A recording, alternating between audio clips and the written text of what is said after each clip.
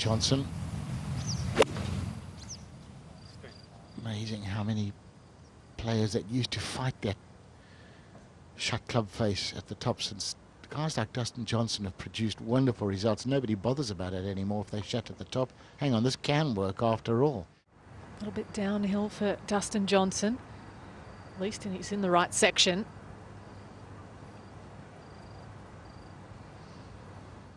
In the back of their mind and staying inside the top 50 on the world rankings.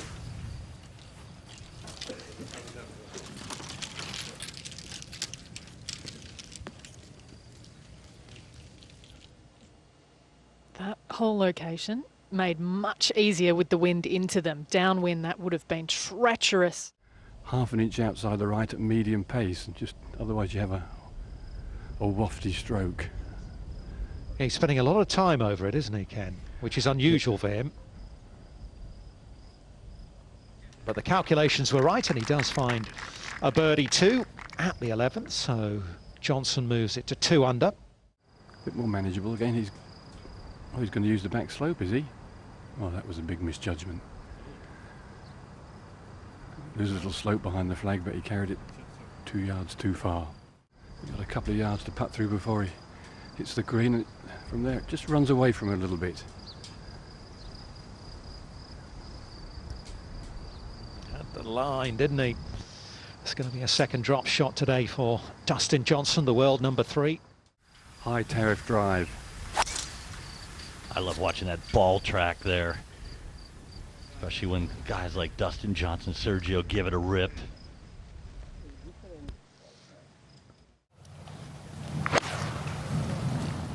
Oh, come on. Guys, you have to be careful. Doesn't like it. Stopping while he's playing. Ken, So this slow. is the type of putt that we keep seeing the players come up short because they're expecting it to come off the backside of that hill. Yeah, this you could easily leave this short, so it's slow to the top and then down the other side.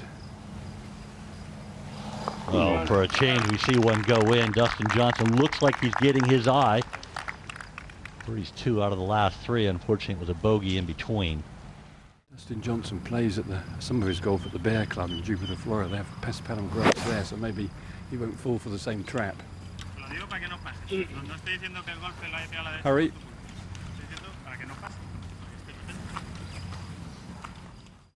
Another sluggish one, Jay, up the slope. Is going to be given a good tonk.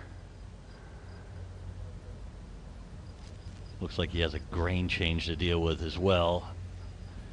Well, just barely got it to the hole. It's not really what you would classify as holing speed. You can see him looking down. Wait for the view off the next tee.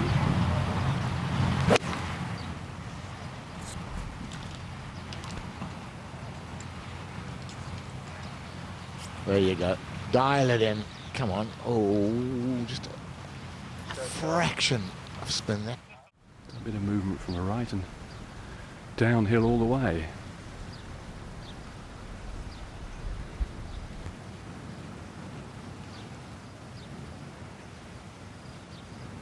Oh, it's straightened. Yeah, we just had a look-see. Dustin Johnson last year held #1 position 35 weeks. There's 5 either current or former world #1s here this week playing at the Saudi International. Els, Westwood, Johnson, Koepka, and of course the current #1, Justin Rose. Little forward press and it's on its way. Oh my. Oh, Ken, you could tell that he hit that right where he wanted to. Just the body language when it missed.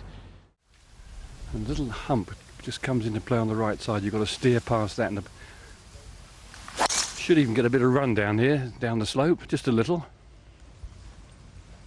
A little left, a little tight, and bouncing around in the rocks. That wadi is a penalty area as well. I saw some red stakes, so not a good spot for Dustin Johnson. He could have got some relief, but is deciding to play it. Clod of mud on the ball, but line not too bad, so par 5 laying up. Clipped it off the top. Yeah, that's fine. It was a very clean strike, wasn't it?